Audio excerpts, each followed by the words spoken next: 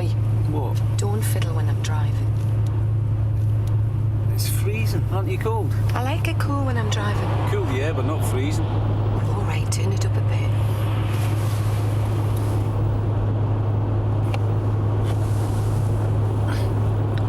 This is pathetic. It should be red hot. Well, you were the one that chose the car. You said it was good for long journeys.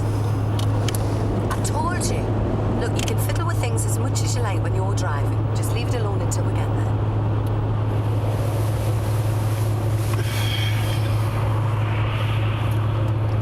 How much further? We're nearly there. Can you get the directions to the nick there in the door pocket? It says follow the signs to the town centre, is that right? Aye, the A303. Good God, is this your handwriting? No. Rod Skays took the call. Rod? Oh, well, we'll end up in Swansea then. You better know. What time's your date? It's not a date. I'm going to have a look at a flat. It's the last one in the block. All the rest are being sold. What time? 8 o'clock. 8 o'clock? That should be all right, no problem.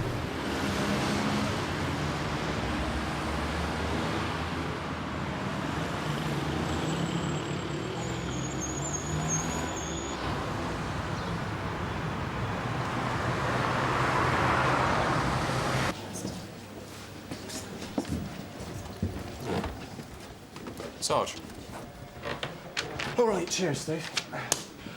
Hi there, Paul Collins. Liz Rawton, Duncan Lennox. How you doing? Yeah, fine. Scott and a Geordie. They run out of Londoners in the Met, are they? Not so you'd notice, no. This is Christine Webster. She's the one who actually found your man. Nice to meet you. How you doing? You did us a favour latching onto him so quick. Just lucky. Listen, can I get you a tea or a coffee? No, comes in the canteen. Still open. Least we can do is get you some lunch. Well, actually, we're in a bit of a hurry, so a cup of coffee would be fine. Oh, all right, if you're sure. I'll get them then. Listen, if there's any cake or a wee biscuit, I wouldn't mind that. I'll see what I can do. Thank you, darling. Right, let's go through to the briefing room. That way we can all sit down, OK? So how did you know where to look for him? It's just a guess. Well, when your fax came through saying he might be in this area, I looked up his record, and it was pretty obvious he liked working the bigger hotels, so I thought that we should go round a few with his picture. Second one we tried, there he was. And he didn't give you any trouble when you nicked him? No. Tried to make out his name was Gordon Richards. It didn't last very long when he saw we weren't going away. Other than that, good as gold. Still no sign of the money, I suppose? We had £2,150 in his bag. Apart from that, no. Certainly nothing like 50 grand.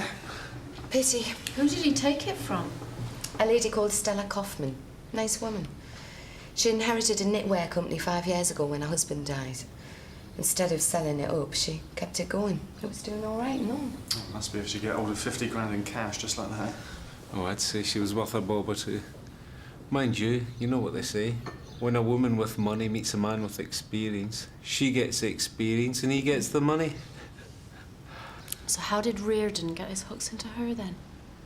Like you said, he liked smart hotels. He was staying in a one in Leeds. Stella was there on a business trip. He chatted her up, wined and dined her.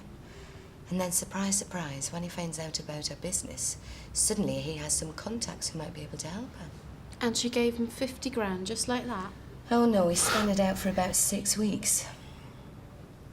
He went back to London, saw her several times a week, always took her to the best places, always paid for the pair of them.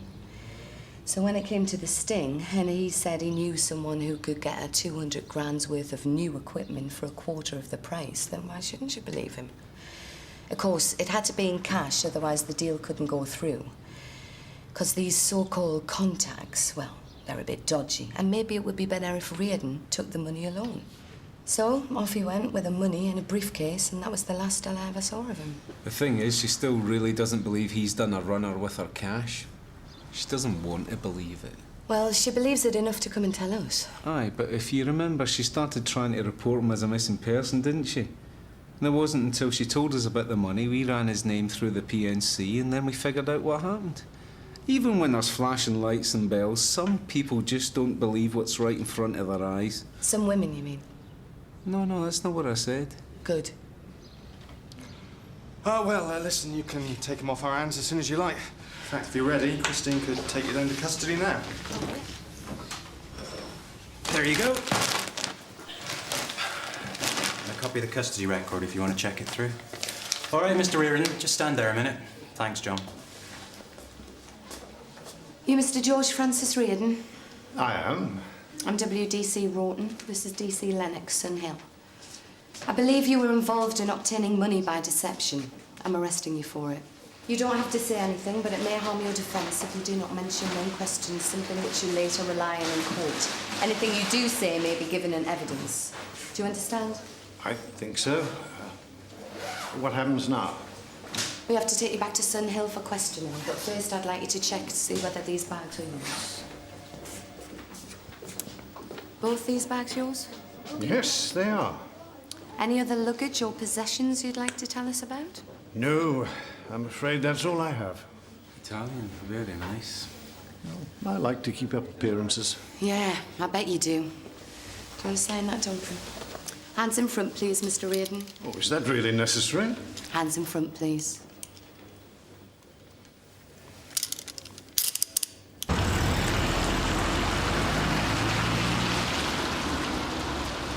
Oh no.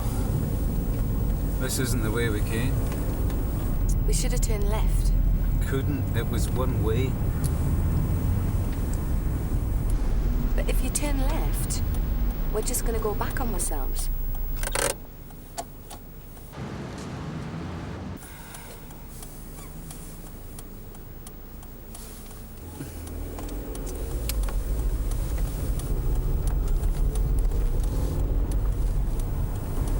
This can't be right.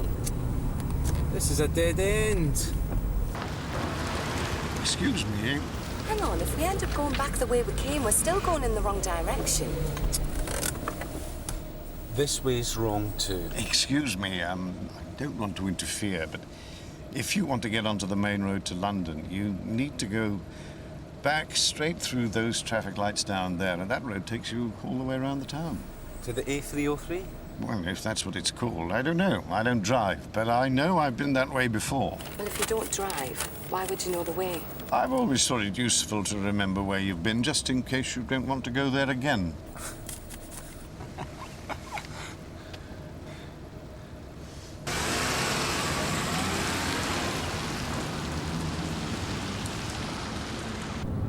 And now keep over to the left and follow it round. There.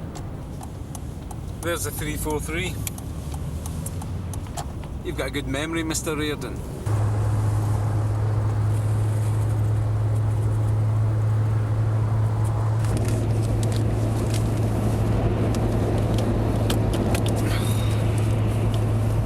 This heater's definitely knackered. You better report it then.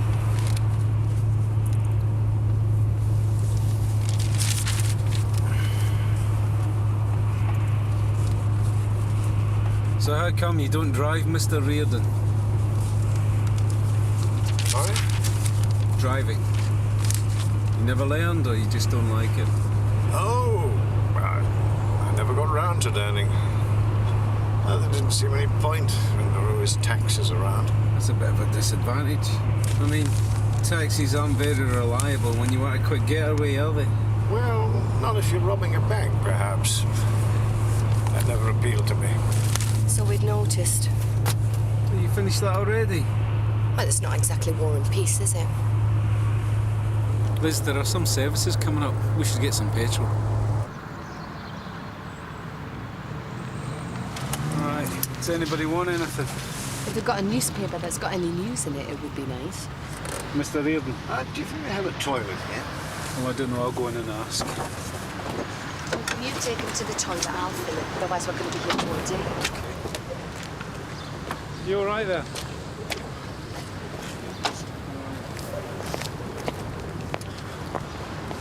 Toilets, round the back.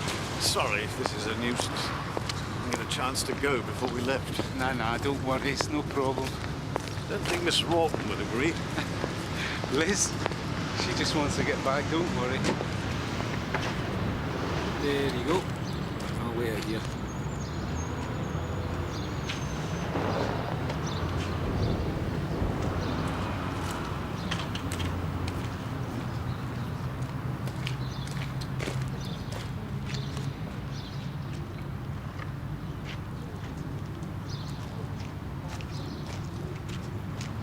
Liz!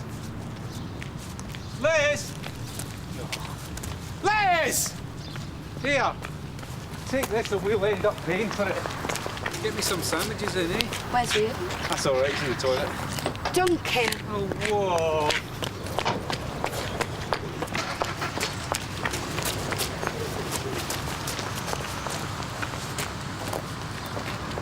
Mr. Reardon. Brilliant.